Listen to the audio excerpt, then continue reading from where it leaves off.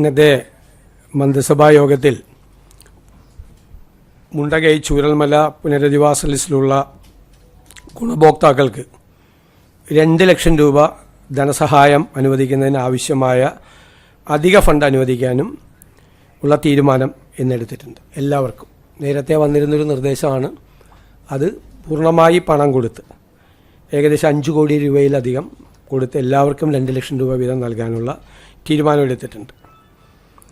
പിന്നീട് തദ്ദേശ സ്വയംഭരണ വകുപ്പുമായി ബന്ധപ്പെട്ട് PMAY പദ്ധതി നഗരം 2 നടപ്പാക്കുന്നതിനുള്ള ധാരണാപത്രം ഒപ്പുവയ്ക്കാൻ വേണ്ടിയിട്ടുള്ള തീരുമാനമെടുത്തിട്ടുണ്ട്. 3 കേരളത്തിലെ പൊതുമേഖലാ സ്ഥാപനങ്ങളിലെ ജീവനക്കാർക്ക് 2025-26 സാമ്പത്തിക വർഷത്തെ ബോണസ് നൽകുന്നതിനുള്ള മാർഗനിർദ്ദേശങ്ങൾ പുറപ്പെടുവിച്ചിട്ടുണ്ട്, ഏറ്റവും പ്രധാനമായിട്ട്.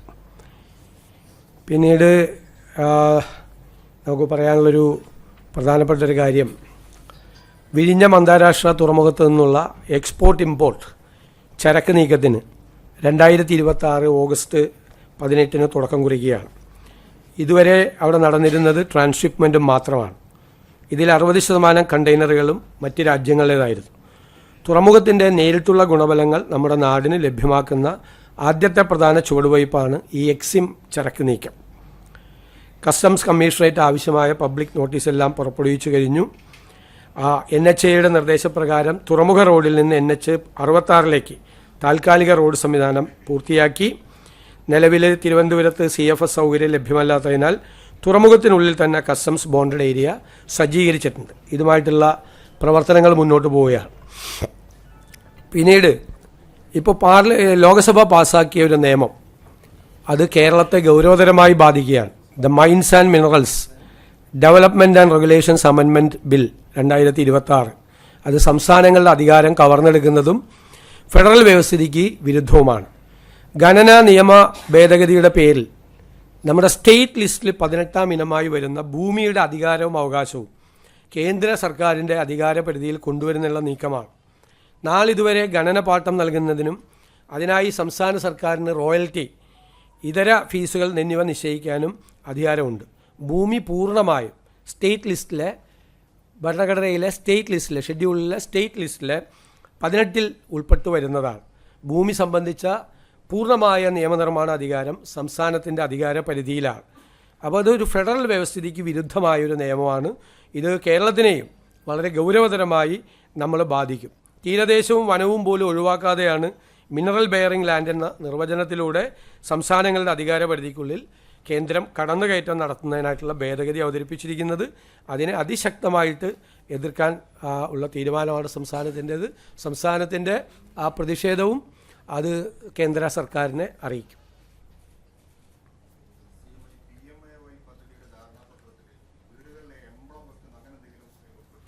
അല്ല, അത് അവരുടെ ഒരു കണ്ടീഷനാണ്, അവർ വെച്ചിരിക്കുന്ന ഒരു കണ്ടീഷനാണ്. ആ കണ്ടീഷൻ അത് ഉണ്ട് അവർക്ക്. ഫോട്ടോ, പ്രധാനമന്ത്രിയുടെ ഫോട്ടോ ഒന്നും വയ്ക്കാനില്ല, ഒരു എംബ്ലം, ഒരു ലോഗോ വെക്കണം എന്ന് പറഞ്ഞിട്ടുണ്ട്. ആ ലോഗോ അതിൻ്റെ അകത്ത് അവർ കണ്ടീഷനായിട്ട് അവർ പറഞ്ഞിരിക്കുന്ന കാര്യമാണ്. അല്ല, അത് MOU വയ്ക്കുമ്പോൾ അത് അംഗീകരിക്കേണ്ടി വരും.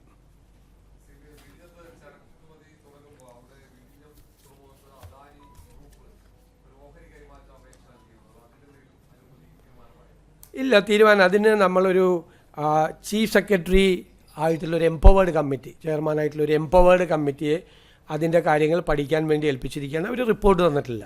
അതിപ്പോൾ ഉടനെ കൊടുക്കേണ്ട ആവശ്യമില്ല. അതിന് ഏറ്റവും പ്രധാനപ്പെട്ട ആവശ്യം, അതിൻ്റെ സ്ട്രാറ്റജിക് കാര്യങ്ങൾ, സെക്യൂരിറ്റി ആയിട്ടുള്ള ബന്ധപ്പെട്ട കാര്യങ്ങൾ കേന്ദ്ര സർക്കാരാണ് അനുമതി കൊടുക്കേണ്ടത്. അവരത് കൊടുത്തു കഴിഞ്ഞിട്ട് നമുക്ക് നമ്മുടെ സ്റ്റേറ്റിൻ്റെ ഇൻട്രസ്റ്റ് എല്ലാം ആലോചിച്ചിട്ട് നമുക്ക് തീരുമാനമെടുക്കാം.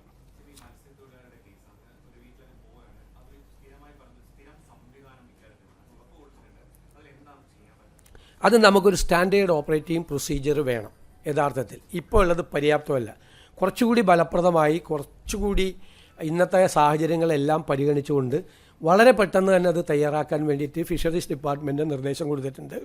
അത് ബാക്കി വിദഗ്ധരുമായിട്ട് കൂടി ആലോചിച്ച് ഏറ്റവും പെട്ടെന്ന് തന്നെ ഒരു സ്റ്റാൻഡേർഡ് ഓപ്പറേറ്റീവ് പ്രൊസീജിയർ, ഒരാളെ കാണാതായി കഴിഞ്ഞാൽ, കടലിൽ കാണാതായി കഴിഞ്ഞാൽ അയാളെ രക്ഷപ്പെടുത്തുന്നതിന് വേണ്ടിയിട്ടുള്ള ഓരോ മിനിറ്റ് വെച്ചിട്ടുള്ള കാര്യങ്ങൾ അനുസരിച്ചിട്ടുള്ള സംഭവങ്ങൾ തീർച്ചയായിട്ടും അത് ചെയ്യും.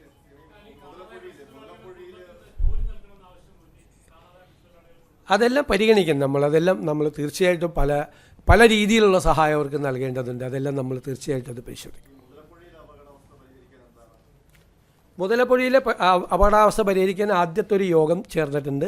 അടുത്ത യോഗം അടുത്തയാഴ്ച തീയതിയാണ്. താൽക്കാലികമായി ചെയ്യേണ്ട കാര്യങ്ങളെല്ലാം ആ യോഗത്തിൽ തീരുമാനമെടുക്കും. ലോങ് ടൈമിൽ ചെയ്യേണ്ട കാര്യങ്ങളും ആ തീരുമാനമെടുക്കും. ചില എക്സ്പേർട്ട് കമ്മിറ്റികളുടെ റിപ്പോർട്ടുകളുണ്ട്. ആ റിപ്പോർട്ടുകൾ കൂടി പരിശോധിച്ചുകൊണ്ടിരിക്കുകയാണ്. IIT ഉൾപ്പെടെയുള്ള ചില എക്സ്പേർട്ട് കമ്മിറ്റികൾ.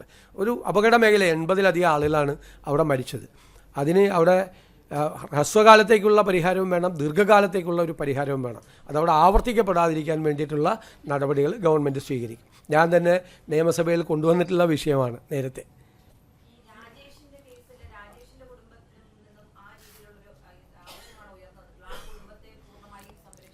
തീർച്ചയായിട്ടും പൂർണ്ണമായി ആ കുടുംബത്തെ സംരക്ഷിക്കും. അവരുടെ വീട് നിർമ്മിക്കാൻ ഞാൻ തന്നെ അതിൻ്റെ ചുമതല ഏറ്റെടുത്തിട്ടുണ്ട്. അതിൻ്റെ വീട് പൂർത്തിയാക്കി നല്ലൊരു വീട് നിർമ്മിക്കുന്നതിന് വേണ്ടിയിട്ടുള്ള കൊടുക്കും. ബാക്കിയുള്ള നഷ്ടപരിഹാരങ്ങളെല്ലാം കൊടുക്കും. നമുക്ക് ഏതെല്ലാം രീതിയിൽ ഈ കുടുംബങ്ങളെ സഹായിക്കാൻ പറ്റുമോ ആ രീതിയിലെല്ലാം ഗവൺമെൻറ് സഹായിക്കാൻ പറ്റും. എനിക്ക് തോന്നുന്നത് അടുത്ത ദിവസങ്ങൾക്കുള്ളിൽ തന്നെ ഇതിൻ്റെ തീരുമാനങ്ങളെല്ലാം എടുക്കാൻ പറ്റും. ആലോചിക്കും നമ്മൾ തീർച്ചയായിട്ടും.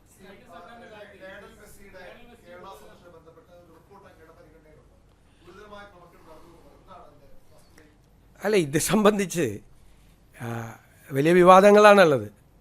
കായിക വകുപ്പിൻ്റെ ഒരു റിപ്പോർട്ട് എൻ്റെ കയ്യിൽ കിട്ടിയിട്ടുണ്ട്. അത് ഗൗരവതരമായി നമ്മൾ പരിശോധിച്ചുകൊണ്ടിരിക്കുകയാണ്. അതിൽ ഗുരുതരമായ ആരോപണങ്ങളാണ് ഉള്ളത്. ഇതുമായി ബന്ധപ്പെട്ട് ആ അന്വേഷണ റിപ്പോർട്ട് സർക്കാരിൻ്റെ മുന്നിലെത്തിയിട്ടുണ്ട്, സർക്കാരിൻ്റെ പരിഗണനയിലാണ്. അത് പരിശോധിച്ച് വേണ്ട നടപടികൾ അക്കാര്യത്തിൽ സ്വീകരിക്കും.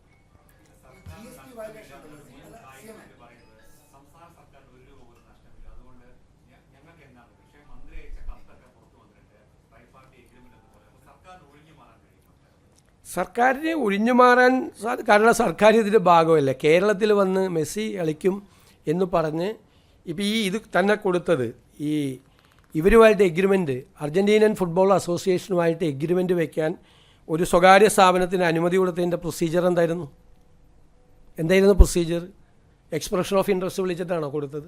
ഒന്നുമല്ലല്ലോ കൊടുത്തത്. ഒരു കമ്പനിക്ക് അത് കൊടുത്തു. വിപണി മൂല്യനിർണ്ണയമോ സാമ്പത്തിക ശേഷിയോ ഫണ്ടിൻ്റെ സ്രോതസ്സോ ഒന്നും പരിഗണിച്ചിട്ടില്ല. ഒരു കാര്യവും പരിഗണിച്ചിട്ടില്ല. പിന്നെ ഇത് സംസ്ഥാന ഗവൺമെൻറ്റും യഥാർത്ഥത്തിൽ ഇതിൻ്റെ പല കാര്യങ്ങളും അറിഞ്ഞിട്ടുണ്ടോ? പരസ്പര വിരുദ്ധമായ പ്രസ്താവനകളെല്ലാം ധാരാളം വരുന്നുണ്ട്. അപ്പം ഞങ്ങളത് പരിശോധിച്ചുകൊണ്ടിരിക്കുന്നതല്ലേ. പരിശോധിക്കുന്നതിന് മുമ്പ് തന്നെ എൻ്റെ മുമ്പിൽ ഒരു പരാതി കിട്ടിയപ്പോൾ തന്നെ ഞാൻ ഏതോ സ്ഥാപനത്തെ പൂട്ടിക്കാൻ വേണ്ടി ഇറങ്ങുകയാണെന്ന് പറയും. എൻ്റെ കയ്യിൽ കിട്ടിയിട്ടേ ഉള്ളൂ, ഞാൻ ഒന്നും ചെയ്തിട്ടില്ല അതിന് മീത്. അത് പഠിച്ചുകൊണ്ടിരിക്കുന്നേ ഉള്ളൂ. ഞങ്ങൾ പരിശോധിച്ചുകൊണ്ടിരിക്കുന്നതിൽ എല്ലാ മാർഗത്തും.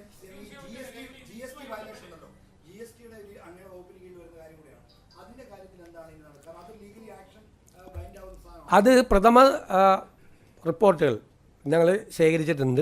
അതനുസരിച്ച് ഗുരുതരമായ ക്രമക്കേട് ആ കാര്യത്തിലുണ്ട്. ഒന്നൊരു GST വെട്ടിപ്പ് നടന്നിട്ടുണ്ട്. 2, ആ വെട്ടിപ്പ് നടത്തിയത് കഴിഞ്ഞ ഗവൺമെൻറ്റിൻ്റെ കാലത്ത് തന്നെ കണ്ടുപിടിച്ച് നോട്ടീസ് കൊടുത്തിട്ടുണ്ട്. പക്ഷേ പിന്നീട് അതിൻ്റെ അകത്ത് അത് മരവിപ്പിക്കപ്പെട്ട പോലെ അന്വേഷണം മരവിക്കപ്പെട്ടതുപോലെയുള്ള ഒരു സ്ഥിതി പിന്നീടല്ല 7 മാസം ഉണ്ടായിട്ടുണ്ട്. അതടക്കമുള്ള കാര്യങ്ങൾ പരിശോധിച്ചുകൊണ്ട് സർക്കാരിന് നഷ്ടപ്പെട്ട തുക ഈടാക്കുന്നതിന് വേണ്ടിയിട്ടുള്ള നടപടികൾ സ്വീകരിക്കും. അതിൻ്റെ ഉണ്ടായിരിക്കുന്ന അനാസ്ഥയെക്കുറിച്ചുള്ള അന്വേഷണം നടത്തും. അത് ധനകാര്യ വകുപ്പ് നടത്തും.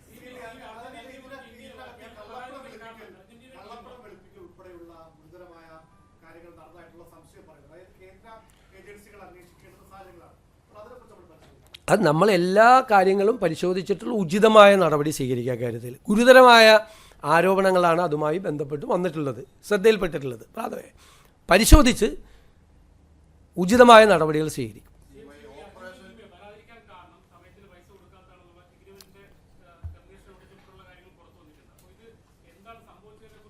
അന്വേഷണ പരിധിയിലെല്ലാം പെടുമല്ലോ. അന്വേഷണം നടത്തുമ്പോൾ എല്ലാം പെടുമല്ലോ, എല്ലാം പെടും. എത്ര രൂപ അവിടെ കൊടുത്തിട്ടുണ്ട്, അതിൻ്റെ ആ ഫണ്ടിൻ്റെ സോഴ്സസ് എന്താണ് എന്നൊക്കെ അറിയണമല്ലോ. ഒരുപാട് കാര്യങ്ങൾ അറിയാനുണ്ട്.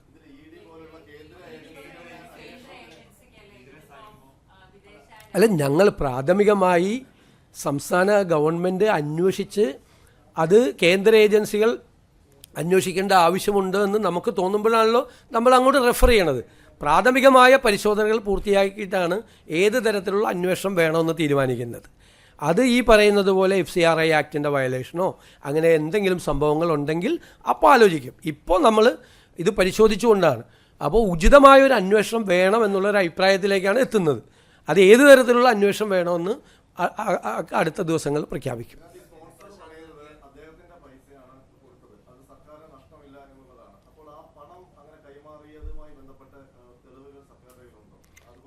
അല്ല, അതെല്ലാം നമ്മൾ പരിശോധിച്ചുകൊണ്ടിരിക്കുകയാണ്. അല്ല, താങ്കൾ ഈ പറയുന്ന കാര്യങ്ങളെല്ലാം സർക്കാരിൻ്റെ അന്വേഷണ പരിധിയിലാണ്. അന്വേഷണത്തിന് നമ്മൾ ഏതെല്ലാം കാര്യങ്ങൾ അന്വേഷിക്കണമെന്ന് അന്വേഷണ ഏജൻസിയെ ഏൽപ്പിക്കുമ്പോൾ കൊടുക്കേണ്ട ടേംസ് ഓഫ് റെഫറൻസാണ് അങ്ങ് ഇവിടെ സൂചിപ്പിച്ച കാര്യങ്ങളെല്ലാം വരും അതിൻ്റെ അകത്ത്.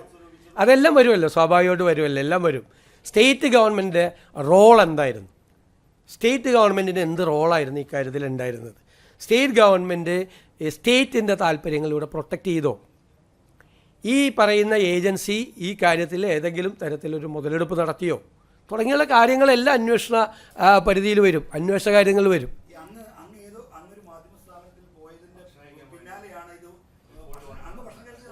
അത് ഞാൻ മനോരമയിൽ എന്തിനാണെന്ന് പറഞ്ഞത്, മലയാള മനോരമയിൽ നമ്മൾ ആദ്യമായിട്ടാണ് പോകുന്നത്. അതിനു മുമ്പ് ഞാൻ മാതൃഭൂമി പോയിട്ടുണ്ടായിരുന്നു. ഇത് മനോരമയിലും മാത്രമല്ലല്ലോ വാർത്ത വന്ന്, എല്ലാ പത്രത്തിലും വന്നു. ഇതുമായിട്ട് ഇത് നേരത്തെ ഉള്ള കാര്യമല്ലേ, നേരത്തെ തന്നെ അന്തരീക്ഷത്തിലുള്ള കാര്യമല്ലേ, എല്ലാവർക്കും അറിയാമല്ലോ.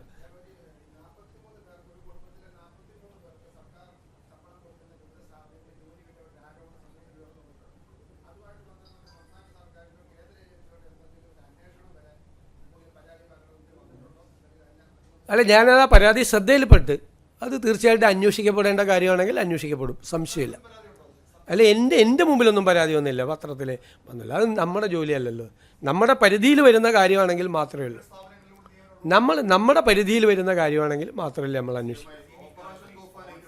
ഞാനിങ്ങനെ പത്രവാർത്ത കണ്ട മാത്രമല്ല, എൻ്റെ മുമ്പിൽ പരാതിയൊന്നും വന്നിട്ടില്ല.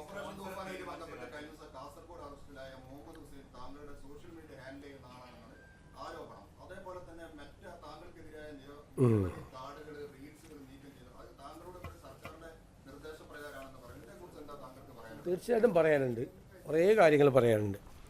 ഒന്ന്, ഈ അറസ്റ്റ് ചെയ്യപ്പെട്ട 2 പേരെ എനിക്ക് നേരിട്ട് അറിയാം. മുഹമ്മദ് ഹുസൈനെ, അബ്ദുൽ സലാമിനെ എനിക്ക് നേരിട്ട് അറിയാം. അതിൽ മുഹമ്മദ് ഹുസൈൻ അവിടുത്തെ ഒരു യൂത്ത് കോൺഗ്രസ് പ്രവർത്തകനായിരുന്നു. ഞാൻ ആദ്യമായിട്ട് അദ്ദേഹത്തിനെ ഫോണിൽ വിളിക്കുന്നത് നവകേരള സദസ്സുമായിട്ട് അദ്ദേഹത്തിന് പെരുമ്പാവൂരിൽ കുറുപ്പുംപടി MGM സ്കൂളിൻ്റെ മുമ്പിൽ വെച്ച് ക്രൂരമായ ലാത്തിച്ചാർജിൽ പരിക്കേറ്റ് അദ്ദേഹം കിടക്കുന്ന സമയത്താണ്. ഞാനന്ന് പരിക്കേറ്റ ആ നവകേരള സദസ്സ് നടക്കുമ്പോൾ എല്ലാ സ്ഥലത്തും ലാത്തിച്ചാർജും ആണ്. അപ്പോൾ ഇദ്ദേഹത്തെ ഫോണിൽ വിളിച്ചു. അങ്ങനെയാണ് ആദ്യമായിട്ട് ഫോണിൽ വിളിക്കുന്നത്. ഫോണിൽ വിളിച്ച് ആശ്വസിപ്പിച്ചു, എല്ലാവരും ആശ്വസിപ്പിക്കുമല്ലോ. ഫോണിൽ വിളിച്ച് തല്ലുകൊണ്ട ആളുകളൊക്കെ, ഇയാൾക്ക് നല്ല പരിക്കേറ്റിരുന്നു, ആശ്വസിപ്പിച്ചു. അപ്പോൾ ഞാൻ ആശ്വസിപ്പിച്ച കൂട്ടത്തിൽ എപ്പോഴെങ്കിലും ഞാനൊന്ന് വീട്ടിൽ വരാം എന്ന് പറഞ്ഞു. സാധാരണ പറയാറുണ്ട്, പറ്റാവുന്ന സ്ഥലത്ത് പോകാറുണ്ട്. അത് കഴിഞ്ഞിട്ട് കുറേ നാളുകൾക്ക് ശേഷം ഇയാൾക്ക് തിരുമലെല്ലാം കഴിഞ്ഞ് ചികിത്സ കഴിഞ്ഞ് വീട്ടിലിരിക്കുകയാണെന്ന് പറഞ്ഞു. ഞാൻ ഇദ്ദേഹമുള്ള ആ വെങ്ങോല പഞ്ചായത്തിലൊരു പരിപാടിക്ക് പോയി കഴിഞ്ഞപ്പോൾ MLA-യോടും അവിടുത്തെ പാർട്ടി ഭാരവാഹികളോടും ഒപ്പം അവരെല്ലാം കൂടി പറഞ്ഞു, ഒന്ന് പോകണം, സാറ് വാക്ക് കൊടുത്തിട്ടുള്ളതാണെന്ന് പറഞ്ഞാൽ ആ വീട്ടിൽ പോയി ഇദ്ദേഹത്തെ കണ്ടതിന് ഫോട്ടോസൊക്കെ ഉണ്ട്. അതിനുശേഷം ഇയാൾ എന്നെ 3-4 പ്രാവശ്യം പല സ്ഥലത്ത് വെച്ച് കാണാൻ വന്നിട്ടുണ്ട്. അപ്പോഴെല്ലാം നമ്മളൊരു പോലീസ് മർദ്ദനത്തിൽ പരിക്കേറ്റ ഒരാളെന്നുള്ള നിലയിലുള്ള ഒരു താല്പര്യം കാണിച്ചിട്ടുണ്ട് അയാളോട്. അങ്ങനെയല്ലേ, അടികൊണ്ട് വന്ന പിള്ളേർ വരുമ്പോൾ നമ്മളൊന്ന് ചേർത്ത് നിർത്തും, തീർച്ചയായിട്ടും അത് നിർത്തിയിട്ടുണ്ട്. അപ്പോൾ ഒന്നും അവിടുത്തെ പാർട്ടിക്കാർക്കോ പബ്ലിക്കിനോ ഇതൊന്നും അറിയില്ലല്ലോ ഇദ്ദേഹത്തിന് ഇങ്ങനത്തെ ഒരു സംഭവം ഉണ്ടെന്ന്. ഇപ്പോൾ അറസ്റ്റ് ചെയ്യപ്പെട്ടപ്പോഴാണ് നമ്മൾ അറിയുന്നത്, അല്ലാതെ ആർക്കും അതറിയില്ല. അത് എൻ്റെ സോഷ്യൽ മീഡിയ ടീമിലൊന്നുമില്ല. എനിക്ക് പ്രതിപക്ഷ നേതാവായിരിക്കുമ്പോഴും സോഷ്യൽ മീഡിയ ടീമില്ല, ഇപ്പോഴും സോഷ്യൽ മീഡിയ ടീമില്ല. ഞാനൊരു കോർഡിനേറ്ററെ ഒന്നും ഒരു സ്ഥലത്തും വെച്ചിട്ടില്ല. അതൊക്കെ ഓരോരുത്തർ ഓരോ ഇതിൻ്റെ അംഗമായിട്ട് ചേരുന്നതിന് ഇപ്പം നമുക്ക് എന്ത് ചെയ്യാൻ പറ്റും. പിന്നെ രണ്ടാമത്തെ കാര്യം, മെറ്റ എന്ന് പറയണം, ഭയങ്കര സംഭവമാണ്. ഞാനൊരു ഭയങ്കര സംഭവം എന്ന് എനിക്ക് തോന്നുന്നത് വാർത്തയൊക്കെ വായിച്ചിട്ട്. ഞാൻ എഴുതി കൊടുക്കുന്ന സാധനങ്ങളൊക്കെ മെറ്റ ഓർഡറെ ക്യാൻസൽ ചെയ്യാന്ന് പറഞ്ഞാൽ, ഞാൻ ആകെ മെറ്റയ്ക്ക് കൊടുത്തിരിക്കുന്നത് നമ്മൾ ഇത് വന്ന ഉടനെ തന്നെ CMO കേരളം എന്ന ഔദ്യോഗിക ഇൻസ്റ്റഗ്രാം പേജിൽ ലഭ്യമാക്കി തന്നെ, നേരത്തെ ഉണ്ടായിരുന്നത് ലഭ്യമാക്കി തന്നെ എന്ന് പറഞ്ഞിട്ട് റിക്വസ്റ്റ് കൊടുത്തിട്ടുണ്ട് എൻ്റെ ഓഫീസിൽ നിന്ന്. 2 മാസമായിട്ട് ഇവർ ശരിയാക്കി തന്നിട്ടില്ല ഇതുവരെ. ഞാൻ പറഞ്ഞിട്ടാണ് എൻ്റെ സാധനം മുഴുവൻ, ഞാൻ പറഞ്ഞിട്ട് മുഴുവൻ മെറ്റ റിലീസ് ചെയ്യണത് പറഞ്ഞത്. നിങ്ങളൊക്കെ അതിങ്ങനെ വാർത്ത കൊടുക്കുക എന്നല്ലേ, നിങ്ങളൊന്ന് ആലോചിച്ച്. ഞാൻ പറഞ്ഞു കഴിഞ്ഞാൽ മെറ്റ റിലീസ്, എൻ്റെ ബോർഡുണ്ട് 3 എണ്ണം, ഇത് ഒരുപാടെണ്ണം പോയിട്ടുണ്ട്. അതായത് ഈ ദൃശ്യമാധ്യമങ്ങളുടെ ഓൺലൈൻ ആളുകൾ വെച്ച കാര്യം ഒന്ന്, ഞാൻ ഈ മത്സ്യത്തൊഴിലാളി മേഖലയിലുണ്ടായ വിഷയങ്ങളിൽ ഇടപെട്ടതിനെ അഭിനന്ദിച്ചുകൊണ്ട് തിരുവനന്തപുരം ആർച്ച് ബിഷപ്പ് കൊല്ലം രൂപതയുടെ 700-ാം വാർഷികത്തിൽ നടത്തിയ പ്രസംഗം പല നിങ്ങളുടെ ഓൺലൈൻ ചാനലുകളിലും വെച്ചു. അത് റിമൂവ് ചെയ്തു. അത് എന്നെ അഭിനന്ദിച്ചുകൊണ്ടായിരുന്നു. എൻ്റെ ഇടപെടലുകളും എൻ്റെ വിശ്വാസമുണ്ട് വളരെ ഇതാണെന്ന് പറഞ്ഞ് അദ്ദേഹം നടത്തിയ ഒരു പ്രസംഗം. ആ പ്രസംഗം ഓൺലൈൻ ചാനലുകളിൽ കൊടുത്തത് റിമൂവ് ചെയ്തിട്ടുണ്ട്. ഞാൻ ഷിബു ബേബി ജോണും ഞാനും തമ്മിൽ ഒരുമിച്ച് ഗൗതം കൃഷ്ണയുടെ വീട്ടിൽ പോയത്, അത് ചില ചാനൽ കൊടുത്തത് അത് റിമൂവ് ചെയ്തിട്ടുണ്ട്. മൂന്നാമത് KCBC മുഖ്യമന്ത്രിക്ക് ഒരു പരോക്ഷ പിന്തുണയുമായി ദുരിതാശ്വാസ പ്രവർത്തനങ്ങളിൽ ആരും രാഷ്ട്രീയം പറയരുത് എന്ന് പറഞ്ഞ് വെച്ച എൻ്റെ കൂടി ഫോട്ടോ വെച്ചുകൊണ്ട് പോസ്റ്റ് ചെയ്ത ഈ സോഷ്യൽ മീഡിയയിലെ ദൃശ്യമാധ്യമങ്ങൾ സോഷ്യൽ മീഡിയയുടെ എല്ലാ റിലീസും ഇപ്പോൾ തെലങ്കാന മുഖ്യമന്ത്രിയുടെ ഇത് ചെയ്തിട്ടുണ്ട്, ആസാം മുഖ്യമന്ത്രി, ഞങ്ങളുടെ ഹിമാചൽ മുഖ്യമന്ത്രിയുടെ ചെയ്തിട്ടുണ്ട്. അത് എന്താണ് മെറ്റ ചെയ്യുന്നതെന്ന് അറിയില്ല. ചാനലുകളുടെ പേരിൽ കൊടുത്തിരിക്കുന്ന കാര്യങ്ങൾ എനിക്കത് തിരിച്ച് വരുന്നതിൽ സന്തോഷമുള്ളൂ. കാരണം അങ്ങനെ ചെയ്യാൻ പാടില്ലല്ലോ, നാളെ എൻ്റെയും പോകില്ലേ. അല്ലാതെ ഞാനോ എൻ്റെ ഓഫീസോ പറഞ്ഞിട്ട് മെറ്റ നിങ്ങളൊക്കെ കൊടുക്കുന്ന ഓൺലൈൻ ചാനലിൽ കൊടുക്കുന്ന സാധനം റിമൂവ് ചെയ്യുമോ? ആ സ്വാധീനം എനിക്ക് മെറ്റയിലുണ്ടോ? ഞാൻ പറഞ്ഞാൽ അങ്ങനെ ചെയ്യുമോ? മെറ്റ ചെയ്യുമോ? ചെയ്താൽ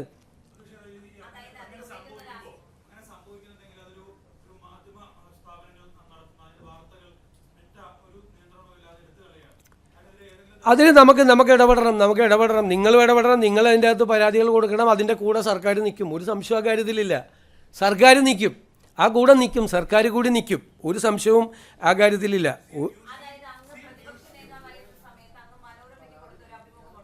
ആ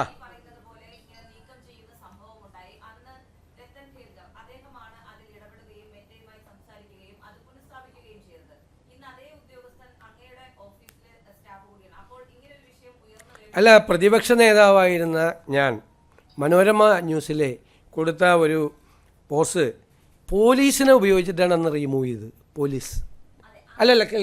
പോലീസിനെ ഉപയോഗിച്ചിട്ടാണ് അത് റിമൂവ് ചെയ്തത്. പോലീസിനെ ഉപയോഗിച്ച് ഇപ്പോൾ ഇലക്ഷൻ പരാതി കൊടുത്ത് ഞാൻ പരാതി കൊടുത്തില്ലേ, ചീഫ് ഇലക്ടറൽ ഓഫീസർക്ക് പരാതി കൊടുക്കും. എന്നിട്ട് അവരത് പുനഃസ്ഥാപിച്ച് അത് തെറ്റാണെന്ന് പറഞ്ഞ് തെരഞ്ഞെടുപ്പ് ലംഘനം കൂടിയല്ലേ, തെരഞ്ഞെടുപ്പ് പ്രചരണത്തെ തടസ്സപ്പെടുത്തുന്നത്. അത് പോലീസിനെ ഉപയോഗിച്ച് അതിൻ്റെ അത് ഒന്നുമില്ല. ജോണി ലൂക്കോസുമായിട്ട് ഞാൻ കൊടുത്ത ഇൻ്റർവ്യൂ പോലീസിനെ കൊണ്ട് റിമൂവ് ചെയ്യിപ്പിച്ച് അന്ന് അത് പറഞ്ഞുകൊണ്ട് അവരത് തെറ്റാണെന്ന് മനസ്സിലാക്കിയപ്പോൾ അവർ റീഇൻസ്റ്റേറ്റ് ചെയ്തു, അത്രേ ഉള്ളൂ.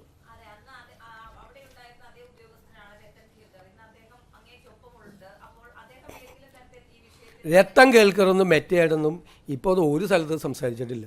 ഒരാൾ എൻ്റെ ഓഫീസിലെ ഒരാളും ഞങ്ങളെ ഓഫീസിൽ പറഞ്ഞാൽ മെറ്റ നിങ്ങളുടെയൊക്കെ റിമൂവ് ചെയ്യണം, നിങ്ങളെല്ലാം റിമൂവ് ചെയ്യണം.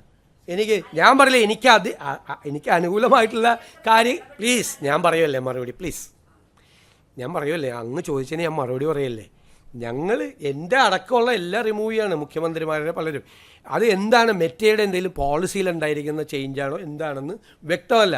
അത് നിങ്ങൾ അത് തിരിച്ചു വയ്ക്കാൻ വേണ്ടിയിട്ട് നിങ്ങളുടെ ചാനലുകളിൽ നിന്ന് ഓൺലൈൻ മീഡിയയിൽ നിന്ന് റിമൂവ് ചെയ്തിട്ടുണ്ടെങ്കിൽ തിരിച്ചു കൊണ്ടുവരാൻ വേണ്ടിയിട്ടുള്ള ശ്രമങ്ങൾ നിങ്ങൾ നടത്തണം. അതിൻ്റെ കൂടെ സർക്കാരുണ്ടാവും.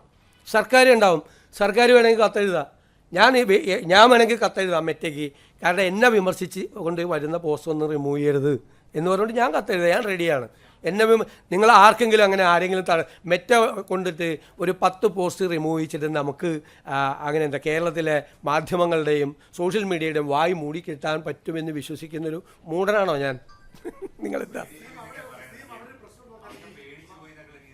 അല്ല, അത് അങ്ങനെയല്ലേ അവർ പറയുള്ളൂ. കാരണം പോലീസിനെ ഉപയോഗിച്ച് ഞാൻ ജോണി ലൂക്കോസിന് കൊടുത്ത ഇൻ്റർവ്യൂ നിങ്ങൾ നോക്കുക, അതിൻ്റെ അകത്ത് വല്ലതും ഉണ്ടാകുന്നു. റിമൂവ് ചെയ്യിപ്പിച്ച ആളുകളാണ് ഈ പറയുന്നത്. പ്രതിപക്ഷ നേതാവിൻ്റെ റിമൂവ് ചെയ്യിപ്പിച്ച ആളുകളാണ് ഈ പറയുന്നത്. എൻ്റെ ഇൻ്റർവ്യൂ അത് അവരെന്തൊക്കെ പറയാം.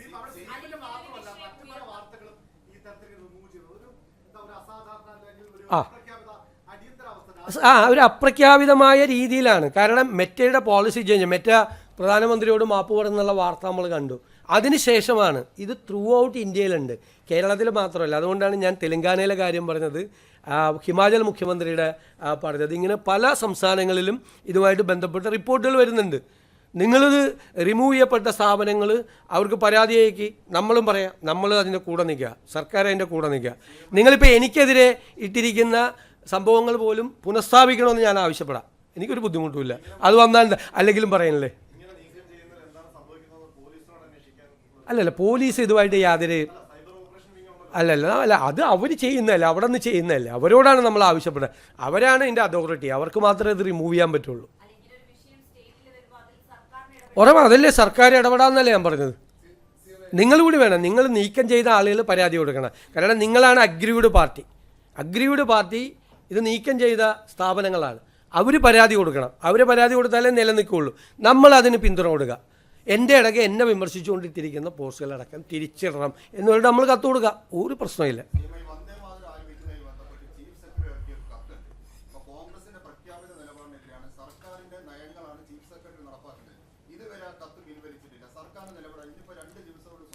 അതൊക്കെ സ്വാതന്ത്ര്യ ദിനം ആഘോഷിക്കുമ്പോൾ കണ്ടോ സർക്കാരിൻ്റെ നയം എന്താണെന്ന് നിങ്ങൾ മനസ്സിലാവും.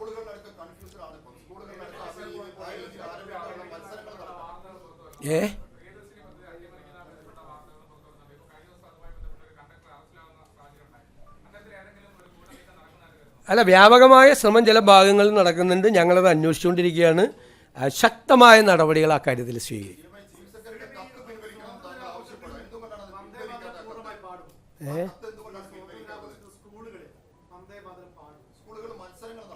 ചീഫ് സെക്രട്ടറിയുടെ കത്തൊന്ന് വായിച്ചു നോക്കും. ചീഫ് സെക്രട്ടറിക്ക് ഡൽഹിയിൽ നിന്ന് അയച്ച കത്ത് ചീഫ് സെക്രട്ടറി LSCD സെക്രട്ടറിക്ക് ഫോർവേഡ് ചെയ്തു. അത്രയേ ഉള്ളൂ, ഫോർവേഡ് ചെയ്തു. ചീഫ് സെക്രട്ടറിയുടെ ജോലിയാണത്. ഫോർവേഡ് ചെയ്തു. സ്റ്റേറ്റ് ഗവൺമെൻറ് എന്നായല്ലോ പറഞ്ഞിരിക്കുന്നത്. അവിടെ അയച്ച ഹാർത്തിരംഗയായിട്ട് ബന്ധപ്പെട്ട ആ പരിപാടിയിലിരുന്നു. സ്വാതന്ത്ര്യദിനവുമായിട്ട് ബന്ധപ്പെട്ട കാര്യങ്ങൾ സർക്കാരാണ് തീരുമാനിക്കുന്നത്. സർക്കാരിന് അതിൻ്റെ അകത്തൊരു കൃത്യമായ നയമുണ്ട്. UDF അത് സംബന്ധിച്ച ഒരു കൃത്യമായ നയമുണ്ട്. അത് നിങ്ങൾ ഓഗസ്റ്റ് 15 ഇനി അധികം ദിവസമില്ലല്ലോ, അപ്പോൾ മനസ്സിലാവും.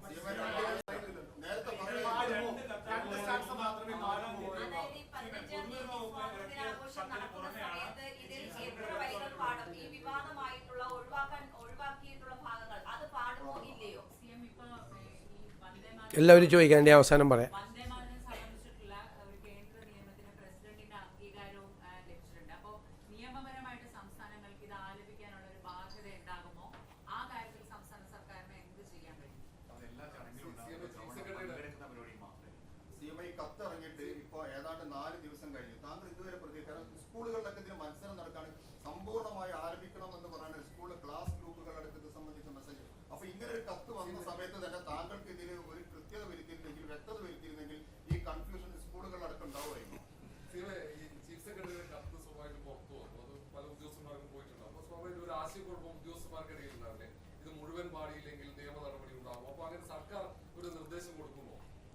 അല്ല, ഞാൻ പറഞ്ഞല്ലോ, ഇതിനകത്ത് സർക്കാരിന് ഇതിനകത്ത് കൃത്യമായ നയമുണ്ട്.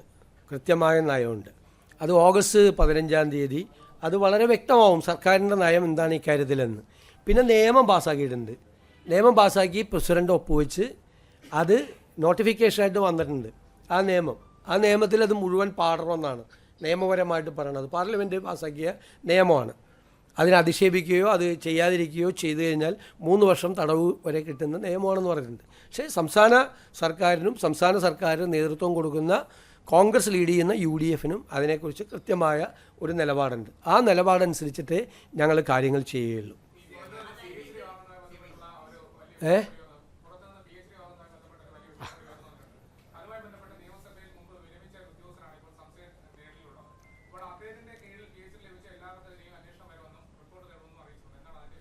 അത് വിശദമായി അന്വേഷിക്കുക. കാര്യത്തെക്കുറിച്ച് വിശദമായി അന്വേഷിക്കും. വളരെ ഗൗരവതരമായ പരാതിയാണ് അത് സംബന്ധിച്ച് അത് കിട്ടിയിരിക്കുന്നത്. ഗൗരവത്തോടുകൂടി അന്വേഷിക്കുക.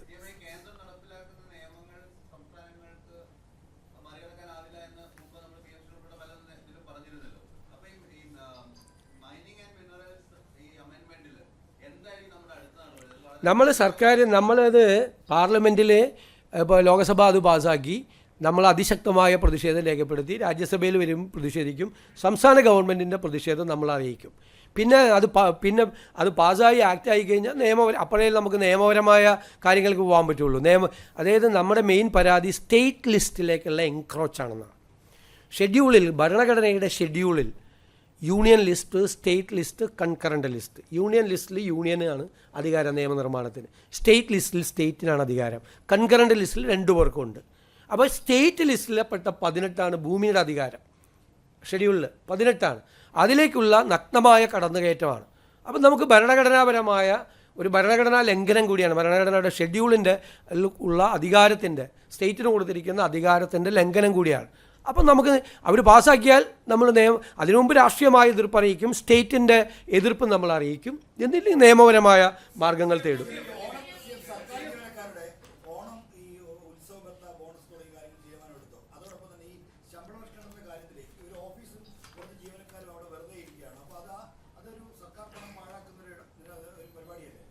അല്ല, നമ്മളത് പരിശോധിച്ചുകൊണ്ടിരിക്കുകയാണ്. നമ്മൾ സംസ്ഥാനത്തെ ജീവനക്കാർക്ക് സാധാരണഗതിയിൽ കൊടുക്കുന്ന എല്ലാ ആനുകൂല്യങ്ങളും കൊടുക്കും, ഒരു കുറവും വരുത്തില്ല.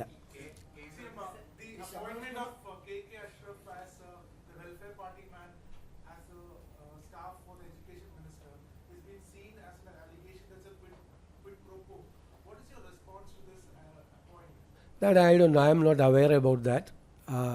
No, I will check.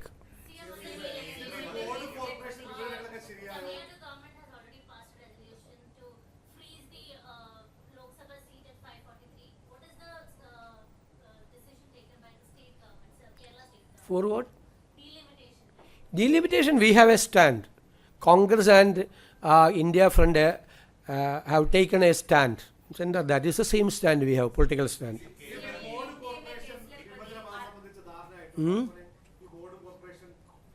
ഞങ്ങൾ ലാസ്റ്റ് വീക്കിലാണല്ലോ UDF യോഗം കഴിഞ്ഞിട്ട് ലാസ്റ്റ് വീക്കിലാണ് ചർച്ച വെച്ചിരുന്നത്. അവിടെയാണ് ഈ ഫ്ലഡും പ്രശ്നങ്ങളൊക്കെ ഉണ്ടായത്. അതുകൊണ്ട് അത് നമ്മൾ ഈ ആഴ്ചത്തേക്ക് അത് മാറ്റിവെച്ചു. നമ്മൾ ചർച്ചകൾ തുടങ്ങി. ചർച്ചകൾ തുടങ്ങി. അല്ല, ചർച്ചകൾ തുടങ്ങി. ഞങ്ങൾ ചർച്ചകൾ തുടങ്ങിയിട്ടേ ഉള്ളൂ. പിന്നെ നിങ്ങൾ തന്നെ ഇങ്ങനെ വാർത്ത ഇടുവാണ്.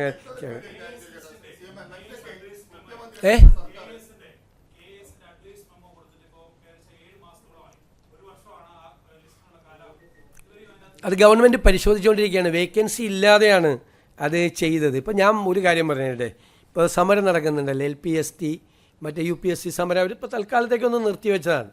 അതിൻ്റെ സ്ഥിതി നിങ്ങൾക്കറിയോ? അതായത് 500 വേക്കൻസി ഉള്ള സമയത്താണ് ഇത് ഈ PSC ഇത് ചെയ്യുന്നത്. PSC പരീക്ഷ നടത്തി ഇത് ചെയ്യുന്നത്. 15,000 പേരുടെ ലിസ്റ്റാണ് ഉണ്ടാക്കിയിരിക്കുന്നത്. 500 വേക്കൻസി. 500 വേക്കൻസിയുടെ സ്ഥിതി എന്താണെന്നറിയോ? അപ്പോൾ ഈ 500 വേക്കൻസി റിപ്പോർട്ട് ചെയ്യുമ്പോൾ തന്നെ ഡിവിഷൻ ഫോൾ 1131 ഉണ്ട്. അതായത് ഡിവിഷൻ ഫോളിലൂടെ ജോലി നഷ്ടപ്പെടുന്ന അധ്യാപകരുടെ എണ്ണം അപ്പോൾ 1131. 1131 വരെ നമ്മൾ പ്രൊട്ടക്റ്റ് ചെയ്യണം, വേക്കൻസി ഇല്ലാത്ത. അപ്പോഴാണ് 500 അപ്പോൾ 500 വേക്കൻസി എന്ന് പറയുന്നത് യഥാർത്ഥത്തിൽ 631 പോലും ഇല്ല. മനസ്സിലായില്ലേ?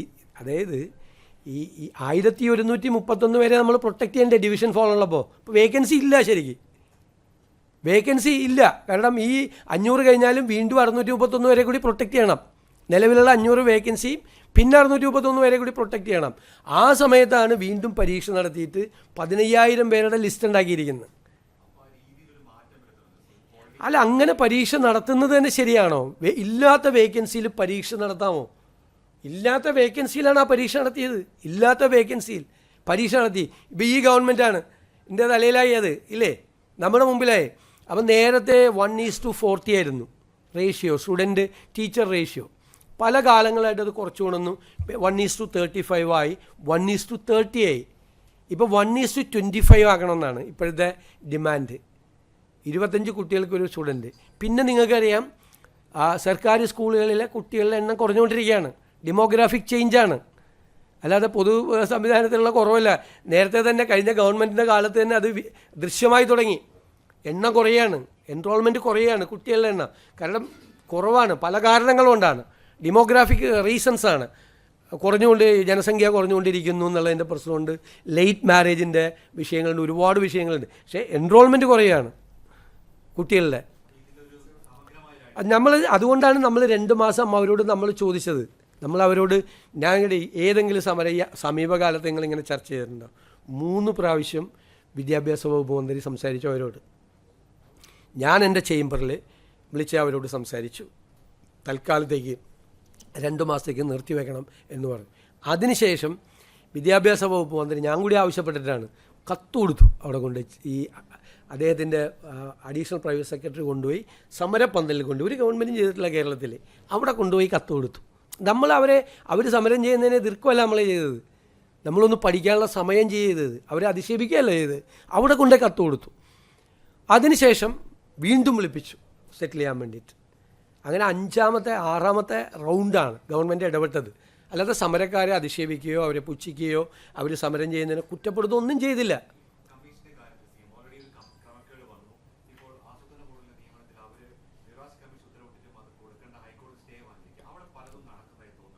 എവിടെ? ഉറപ്പായിട്ട് അത് അവിടെ വ്യാപകമായ ക്രമക്കേടുകൾ നടക്കുന്നു എന്നതിൻ്റെ റിപ്പോർട്ട് കിട്ടിയതിൻ്റെ അടിസ്ഥാനത്തിലാണ് ഗൗരവതരമായ അന്വേഷണം PSC നടക്കുന്നത്. എനിക്ക് പലതും പറയാൻ പറ്റില്ല. നമുക്ക് കിട്ടിയിരിക്കുന്ന ഇൻഫർമേഷൻ എല്ലാം ഞെട്ടിക്കുന്ന ഇൻഫർമേഷൻസാണ് കിട്ടിയിരിക്കുന്നത്. ഷോക്കിങ്. അതുകൊണ്ടാണ് ഞങ്ങൾ അന്വേഷണം നടത്തുന്നത്. ഞാനിപ്പോൾ അന്വേഷണം നടക്കുന്നതിൻ്റെ ഇടയിൽ ഞാൻ അതിനെക്കുറിച്ചൊരു കമൻറ്റ് പറയുന്നത് ശരിയല്ല. വളരെ ഗുരുതരമായ ആരോപണങ്ങൾ വന്നതിൻ്റെ അടിസ്ഥാനത്തിലാണ് ഇങ്ങനെയൊരു അന്വേഷണം, ഗൗരവത്തോടു കൂടി ഒരു അന്വേഷണം നടക്കുന്നത്.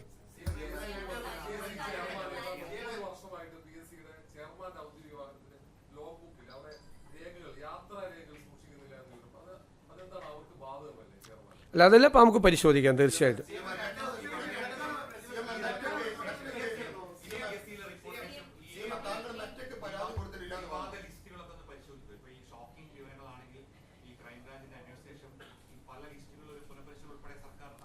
അല്ല, അതിൻ്റെ റിപ്പോർട്ട് വരട്ടെ. റിപ്പോർട്ട് വരാതെ റിപ്പോർട്ടിൻ്റെ സ്വഭാവം എന്താണെന്ന് നമ്മൾ മനസ്സിലാക്കാതെ നമുക്കൊന്നും പറയുന്നത് ശരിയല്ലല്ലോ. ഞാൻ ഇപ്പോൾ ഒരു കമൻറ്റ് പറയുന്നത് ഒരു ഇംപ്രോപ്രൈറ്റി ഉണ്ട് അങ്ങനെ പറയുന്നതിൽ.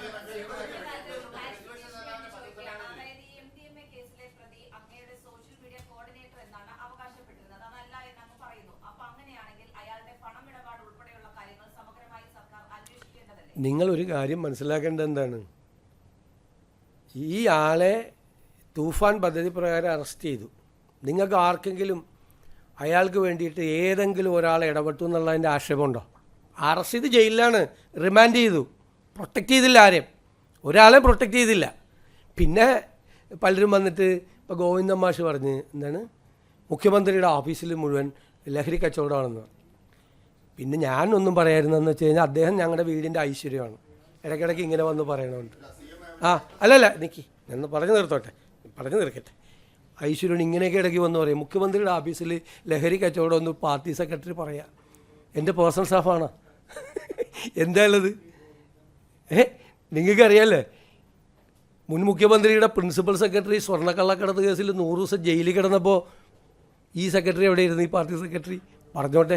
അത് പുള്ളി ഞാൻ എന്നെ കൊണ്ട് ഇത് പറയിപ്പിക്കാൻ വേണ്ടി ഇത് വന്ന് പറഞ്ഞത്. അതാണ് ഞാൻ പറഞ്ഞത് അദ്ദേഹം ഐശ്വര്യമാണെന്ന് പറഞ്ഞത്.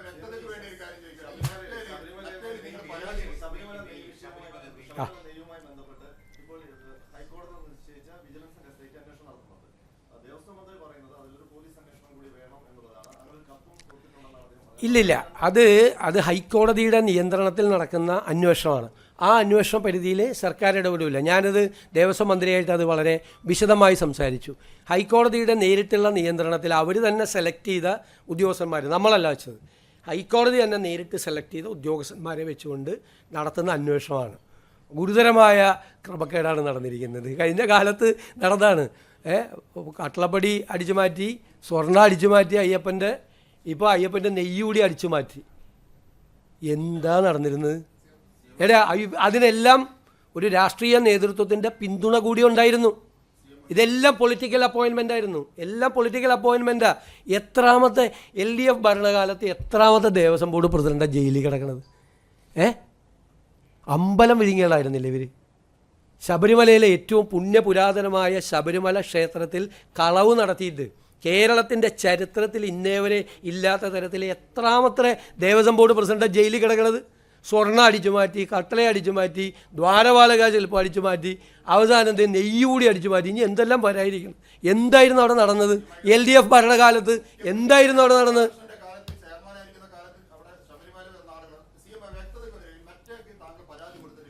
എത്രാമത്തെ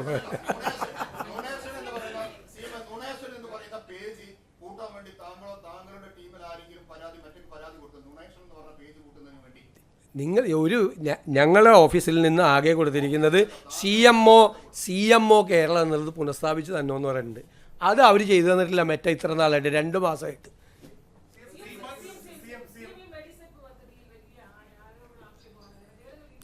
അത് റീസ്ട്രക്ചർ ചെയ്യുന്നതിനെ കുറിച്ച് നമ്മൾ പഠിച്ചുകൊണ്ടിരിക്കുകയാണ്. അതിൽ ഗുരുതരമായ വന്നത് ഒന്നാമത്തെ ആവശ്യമായ ആശുപത്രികൾ എംപാനൽ ചെയ്തിട്ടില്ല. കൂടുതലും ഐ ഹോസ്പിറ്റൽസാണത് എംപാനൽ ചെയ്തിരിക്കുന്നത്. പിന്നെ ആശുപത്രികളിൽ എംപാനൽ ചെയ്തിരിക്കുന്ന സ്ഥലത്ത് അവിടുത്തെ നല്ല ഡിപ്പാർട്ട്മെൻറ്റ്സ് അതിൻ്റെ അകത്തൊന്നുമില്ല. അപ്പോൾ വ്യാപകമായ പരാതികൾ ജീവനക്കാരുടെയും പെൻഷൻകാരുടെയും ഭാഗത്തുണ്ട്. ഞങ്ങൾ റീസ്ട്രക്ചർ ചെയ്യാം. പോരെ, ഇത്രയും മതി.